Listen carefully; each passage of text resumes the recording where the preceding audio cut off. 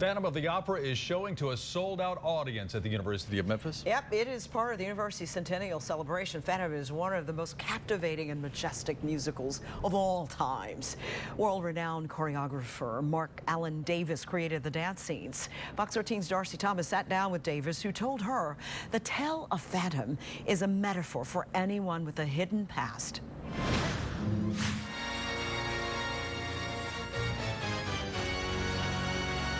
The notable late 19th century writer Oscar Wilde poetically penned the adage, "Life imitates art."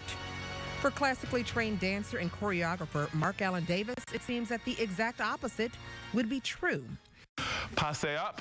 Davis, originally from New York, 6, brush back and in, 2 counts. is the new assistant professor of musical theater and performance at the University of Memphis.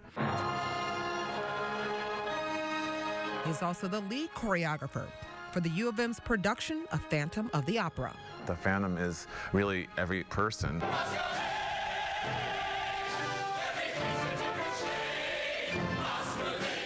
All of us, at some point, pretend, so that we can get what we want. We think that we have to become somebody else, and that's what, and that personally resonates with me. Although he lived the life of a world-renowned dancer, starring in prestigious shows on Broadway, traveling the world, he was the creative choreographer for more than 200 original dance and theater works. Davis is an original cast member of the Broadway musical production, The Lion King. I lived in Munich for 9 years. I lived in Berlin for 2 years. I've lived in New York City for many, many, many years, Boston, Los Angeles, Paris. And I don't think it matters where you are. My philosophy is it matters what you do while you're there.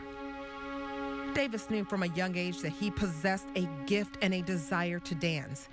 I grew up very much in control of everything, supposedly, and I became very functioning, but I became a very, traveled the world, did the jet set thing. Everything on the surface was fine, but deep down inside, there was always this deep self-loathing. Davis's own mask stayed in place for so many years.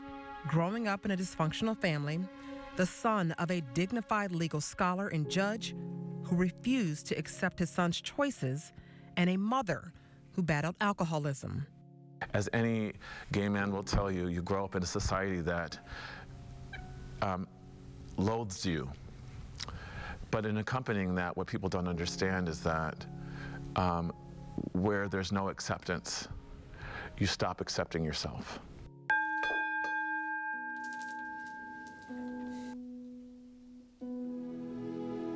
Davis is a devout follower of Buddhism since the mid-'80s.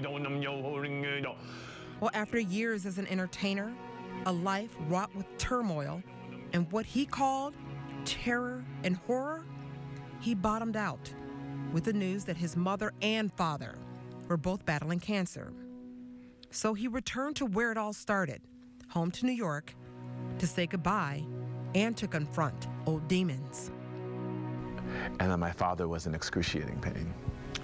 And it was, and I was there for him, and in ways that he was never there for me. But it wasn't, at the time, I know, somebody said this to me, one of my dearest friends said to me, it's amazing what happened with you and your father at his passing, because so many people probably would have just been like, I'm not going, I am not, I'm done. And I just couldn't. Because of those 20-some years of Buddhist practice, I understood that the core relationship in all of our lives is our relationship to our parents. Mark's mother passed away in 2007, and then his father in 2010. He says his life has come full circle, learning to immerse himself in his faith and remove his own painful mask, and even learn to accept himself.